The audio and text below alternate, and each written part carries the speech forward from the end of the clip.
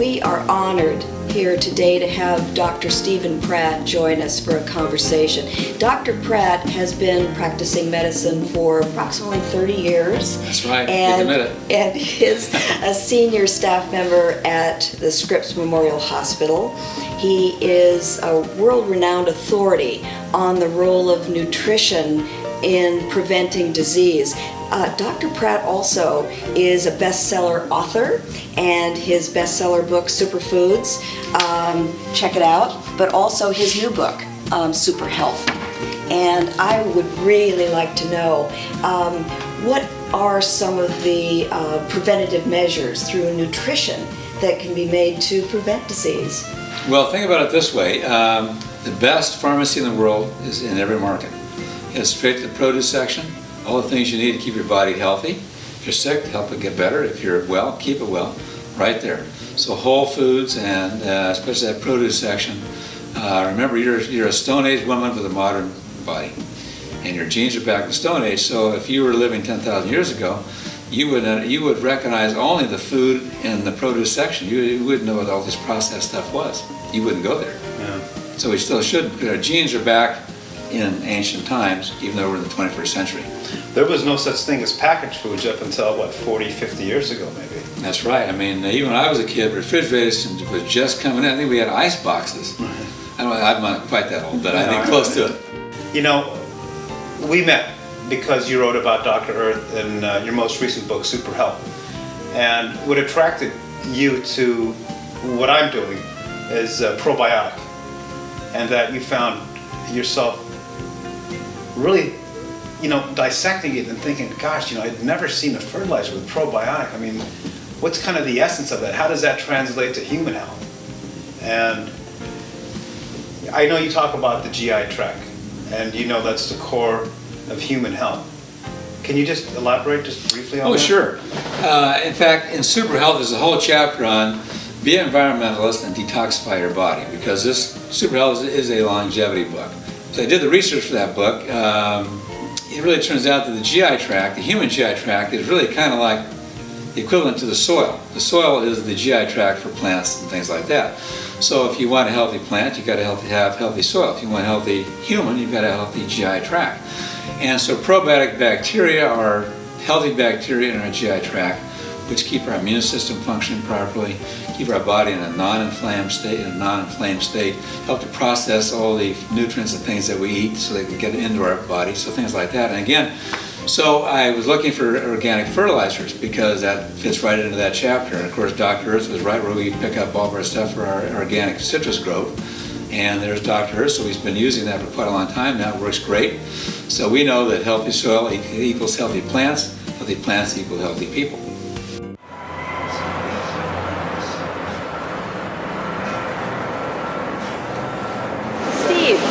Show me some superfoods.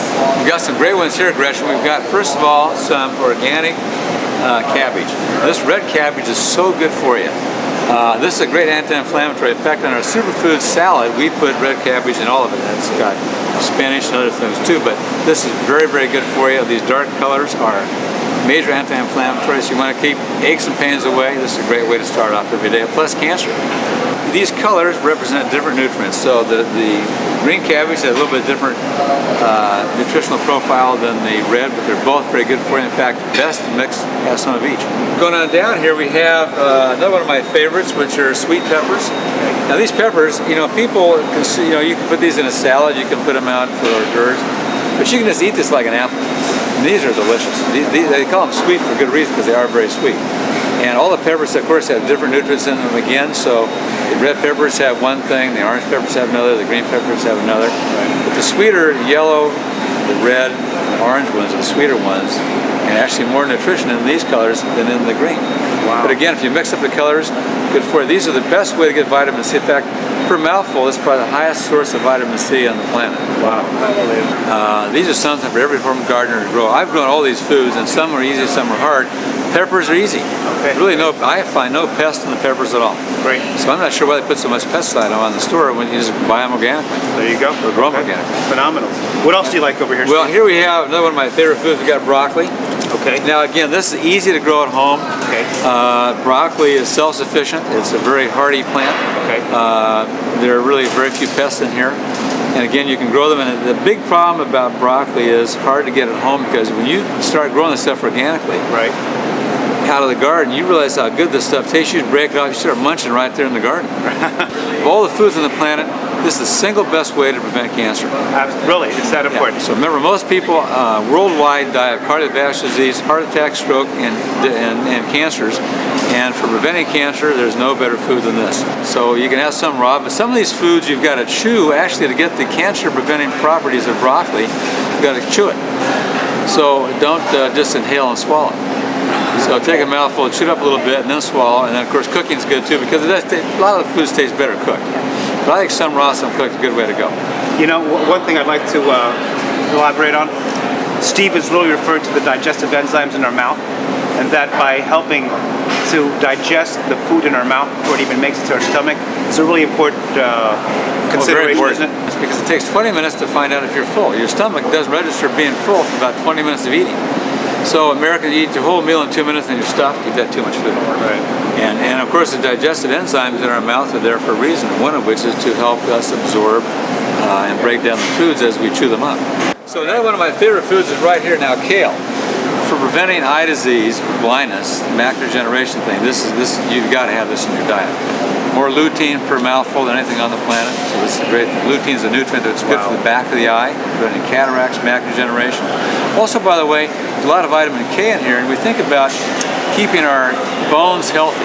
It's not just vitamin D and calcium. If you want to have healthy bones that are pliable and don't break, you need the vitamin K from green leafies. And kale and spinach have the two highest amount of vitamin K in any of the foods we consume. For anybody that wants to garden, you want to have a kid grow something in the yard, kale is indestructible. Right. It makes your body indestructible. You can't get sick when you have too much of this. But again, nothing kills or damages kale. I mean, it really grows so easily. So everybody can feel like a super gardener in the garden with kale. Right. Easy to grow.